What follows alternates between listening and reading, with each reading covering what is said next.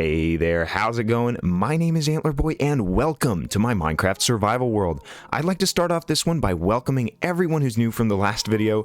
We got a lot of new people and it's great to see you all here. And if you came here from Reddit, that is awesome. I had some luck with a post over there and I felt a bit bad shamelessly plugging my channel, but it's not clickbait and it's really difficult for a small channel to get anywhere at all on YouTube. So I hope you can forgive my bluntness, but getting into this time lapse, I decided to get a huge portion of this mountain filled in and ready to go for future building.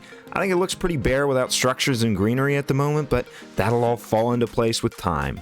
To be honest, I plan to build another range of mountains behind this one, stretching all the way up close to the build limit, so it feels good to bang out a lot of the basic block filling that needs to be done. I always aim to make a ton of progress towards my vision for this world in these videos, and I'm happy with what I got done in this intro, but without further ado, let's hop into first person mode and get going with the episode. I will see you on the other side.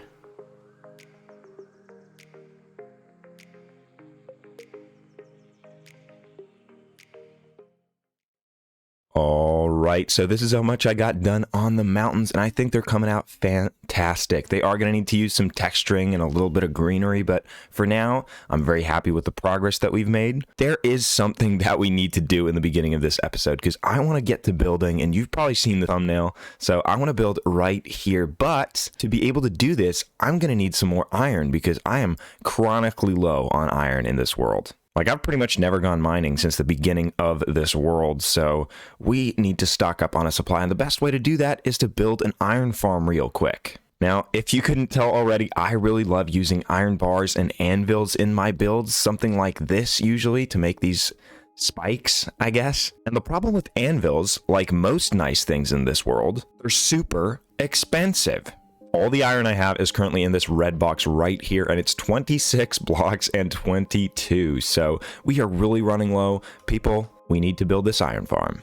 As some of you know, I have my villager trading hall behind the mountain here where it's not finished, and here we go. So this is where I have the trading hall and the villager breeder. So what we need to do is grab some villagers from over there and grab a zombie that I actually name tagged over here. Yep, he is right here. So I need to build a track with these and track him all the way over to where we want to build the farm. We just got to decide where to do it, and I'm thinking somewhere under here. So I'm thinking since this zombie is right here and we've got our villagers over here, we'll build it somewhere right in between. So somewhere right above this little spot right here. Okay, so I'm using a design by Logical Geek Boy, and we need to build another one of these on the other side, but I figured we'd get the villagers in here together before we do that. The idea is that the zombie here is jumping up and down, and the villagers are going to be standing on top of these beds. So we got to cart them over from all the way over there. I've built this track, so that's going to be easy. Theoretically, we should just be able to have them ride over these activator rails, and they should be popped over to the right.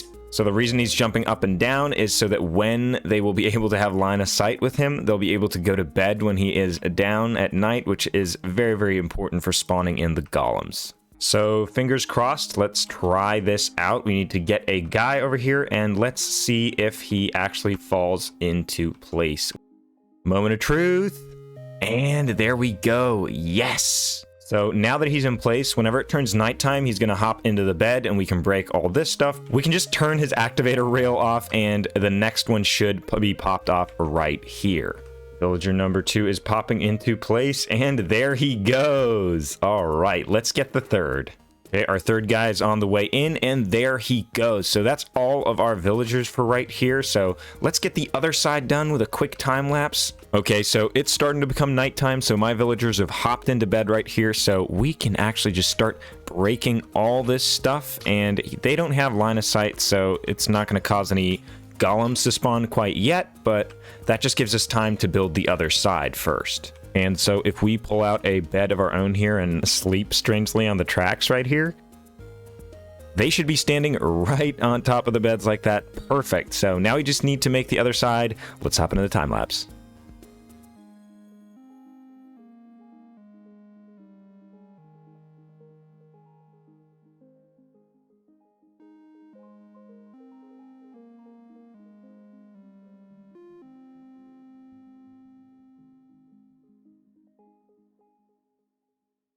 All right, guys, now that the iron farm is in place and functioning, I can just AFK here for a bit so that we have enough iron for the build that I plan to make. But I've been talking for a few episodes about the fact that I want to build a church right over here. So for me, that means gathering a ton of materials for this thing and building it up. But for you, it means a sweet time lapse. So without further ado, let's hit it. Oh, yeah. I have been busy looking at plenty of European churches from the Baroque era, and after a really challenging design process, I think I came up with something very fitting for our humble kingdom here. I'm not sure if the Baroque style necessarily shines through in the final product, but it gave me the inspiration to be able to get a design that I was happy with that ended up being very Antlerboy in the end, which means it'll fit right in here in the survival world. As you can see, I opted for a full 45-degree angle here to really distance myself from my comfort zone, which really ended up paying off. But, oh boy, can it be difficult to build on these strange angles. So if you're not subscribed yet, maybe consider doing so for the extra effort I put into this episode, because I am only scratching the surface with what I have planned for this world, and it would be a shame to miss out on what's to come. Another challenge I faced with this build was making it very grand, but not dwarf the lighthouse that's right across from it. I was worried that it would, but I think I struck a fine balance in the end to not upset the scale of the kingdom. My favorite part of this build is this part being built right here with what will be 3 towers in the back with some stained glass windows down below, and I was particularly happy with the towers on the sides here, although the one facing the cliffs kind of cut off the pathway up the mountain there, which will be heading up to the cemetery, so we're gonna have to do something about that, but I don't think it's gonna be a huge deal to rearrange. Something else I'd like to bring up while I have the chance is the next World Tour episode.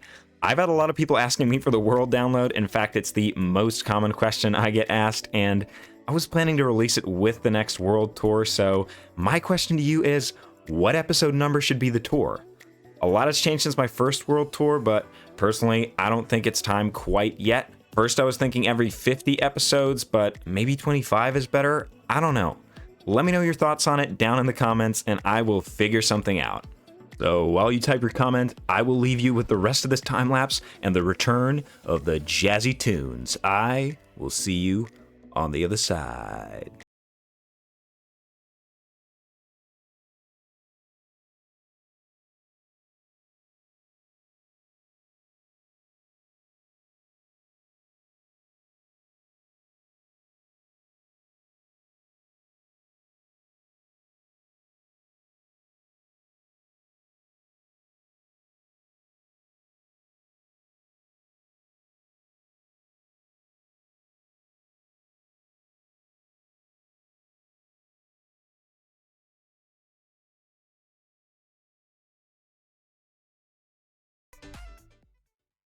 All right, here we are in my little spawn forest, and I would just like to show you guys something that I thought of while building this thing when I chose the location for where it was supposed to be. As we come out into the lower level here, you can already see the castle up there, so you're excited to go exploring. You can see the lighthouse right here, and now we have another addition to the bay right here with the church right up there. The beacon kind of ruins it, to be honest. But now we have the church in here. There's going to be a huge mountain coming up over there, as I said in the time lapse earlier. And yeah, this area is just really coming along. I'm amazed at how fast I can actually build this. Like, I surprised myself. So obviously there are a lot of things that need to be done around it. I'd like to build sort of a square right there, have maybe some trees right here, a little spot over there with like a tree and maybe some benches, because it is the best little spot to sit and maybe have a picnic. Maybe the people who go to the church here could have a little bit of a hangout and just have the best view in the world. I imagine it's going to be an even better spot when we put some sail ships in here and just liven the place up even more. Another little detail that occurred to me while I was building this is that the color palette is, of course, very similar to this large manor right here, and ouch. What I figured is that this house, since it's kind of grand and very close to the church, could be the priest's house in the village. I think it makes a lot of sense, and so I would love to do the interior here and maybe make it a little bit priest-inspired somehow. It's not like we have a ton of decorational blocks in this game to customize what kind of person would be living in a house, but hey, I'll do my very, very best. And another obvious interior job that needs to get done is the interior in here, because right now it is looking pretty bare, and the ceiling is looking kind of dirty. But I imagine we're going to be able to do something really, really cool in here. It's going to be a little bit difficult since the room is on a 45-degree angle, of course, but I think I can figure it out. We're going to make something really cool happen. But for now, I think you can see that I have this lodestone in my hand, and I actually left a spot right up there where I want to put this lodestone. See, I had this idea where I obviously only have this one church at the moment, but I want to build a church in every town that I build in this world, in every major location, so that we can put one of these lodestones in the church and put some compasses over its spawn. And I want to build some kind of inn over there or something. We'll have compasses there that you can grab that'll take you to the different locations. I think that'll be a really cool idea and a fun way for you guys to explore the world once I release the download. So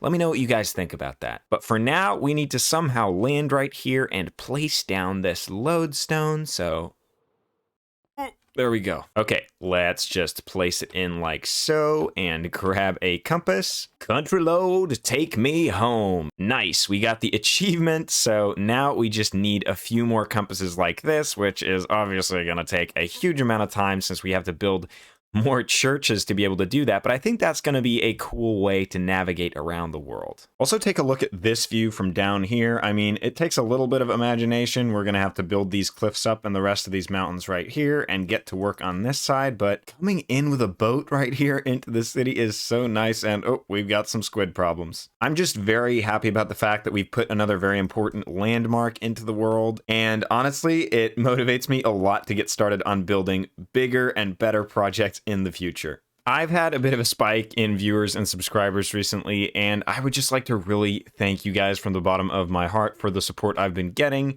I've only been doing this for a month and a half at this point, and it's really fun to see that you guys are enjoying what I do, and I'm always looking to improve it, so expect it to only get better from this point. But ladies and gentlemen, I am running out of time at this point. I've been working really hard on this episode, so I really hope you liked it, and if you stayed all the way to the end, then you're the champ, and I appreciate your existence. But until we see each other next time, have a good one.